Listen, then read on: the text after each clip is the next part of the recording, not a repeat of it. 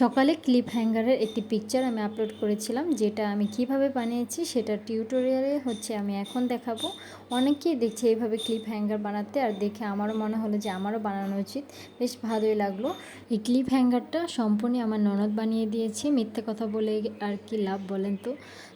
আমরা এখানে ইউজ করেছি হচ্ছে দিস্তার খাতা। আপনারা চাইলে হচ্ছে ক্যালেন্ডারও ইউজ করতে পারেন। যেহেতু আমরা এখানে শুধুমাত্র ব্যান্ড রাখবো, সেজন্য বেশি একটা হার্ড করে নিই আর কি। আর ক্যালেন্ডার আমাদের কাছে ছিল না, তাই হচ্ছে আমরা দিস্তা খাতায় ব্যবহার করেছি। তো আমরা হচ্ছে যখন বানাচ্ছিলাম তখন এর মধ্যে একটি কাঠি দিয়ে তারপর হচ্ছে সুন্দরভাবে ঘুরিয়ে ঘুরিয়ে নিচ্ছি। এটাকে হচ্ছে একটি লম্বা লাঠির মতো বানাতে হবে, মানে পাইপের মতো আর কি। যখন এটা ঘোরানো হয়ে যাবে তখন হচ্ছে আমি এক পাশ থেকে একটু ফেভিকল আঠা দিয়ে লাগিয়ে নিচ্ছি।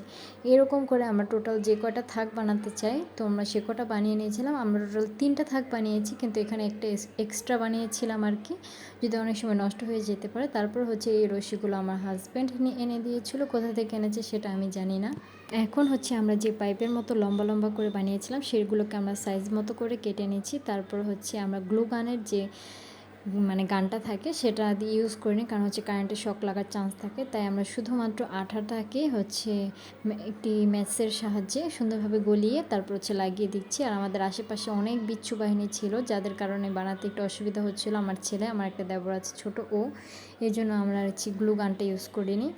তারপর হচ্ছে এইভাবে করে পেঁচিয়ে পেঁচিয়ে আরেক পাশে সুন্দরভাবে আঠা লাগিয়ে আটকে দিতে হবে। তারপর হচ্ছে কেটে দিলাম, যতটুকু দরকার ততটুকু মতো করে কেটে দিলাম। কেটে দেওয়ার পর হচ্ছে এইভাবে করে আমরা টোটাল চারটা পাইপের মধ্যে সুন্দরভাবে এই রশিগুলো পেঁচিয়ে নিয়েছি। এখন হচ্ছে পাশের যে সাইডের যে দড়িগুলো থাকে সেটাকে হচ্ছে বেনি করে লাগাতে হবে। তো আমরা এখানেও 3টা একসাথে বেনি করার জন্য একসাথে আঠা দিয়ে আটকে নিলাম। আটকে নেওয়ার পর হচ্ছে সুন্দরভাবে বেনি করে নিচ্ছি। এটা আটকাতে হবে এমনভাবে যাতে ছুটে না যায়, তাহলে কিন্তু অনেক সমস্যা হবে।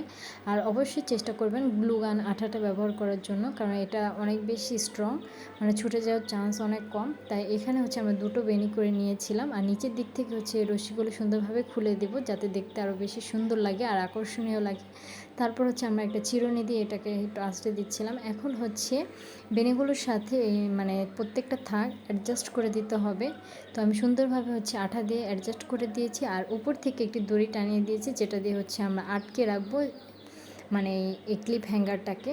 তো ফাইনালি হচ্ছে আমাদের ক্লিপ হ্যাঙ্গারটা বানানো একদমই রেডি। তো এটাকে হচ্ছে আমি জায়গা মতো টানিয়ে দিচ্ছিলাম যেখানে লাগাবো আর কি। তারপর হচ্ছে সুন্দরভাবে একটা একটা করে যতগুলো কাঁকড়া ছিল এখানে লাগিয়ে রাখলাম। দেখলাম আমার কাছে ভালোই লেগেছে। যদি তোমাদের কাছেও ভালো লেগে থাকে তাহলে কিন্তু আমার ভিডিওটা দেখে তোমরাও বানিয়ে নিতে পারবে অসম্ভব সুন্দর এই ক্লিপ হ্যাঙ্গারটি। তো ভিডিওটা তোমাদের কাছে কেমন লেগেছে অবশ্যই কমেন্টে জানাবে। আর ভালো থাকবে সবাই। আল্লাহ হাফিজ।